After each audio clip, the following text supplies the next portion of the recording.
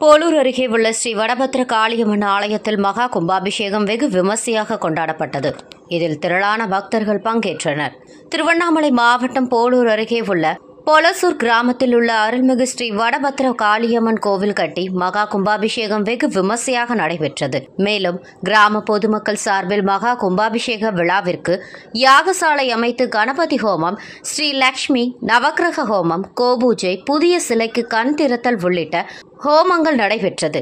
இதனையடுத்து புனித நதியிலிருந்து கொண்டு வரப்பட்ட புனித நீரை மங்கள இசை தேவ பராயணம் 2ஆம் கால பூஜை செய்து யாகசாலையில் வைத்து பூஜித்து கோவிலை சுற்றி வீதி உலா வந்தனர்.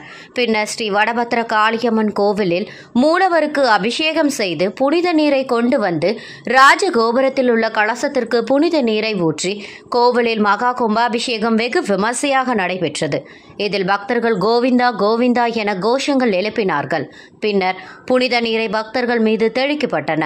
இறுதியில் கோவில் நிர்வாகம் சார்பில் பக்தர்களுக்கு அன்னதானம் வழங்கப்பட்டன.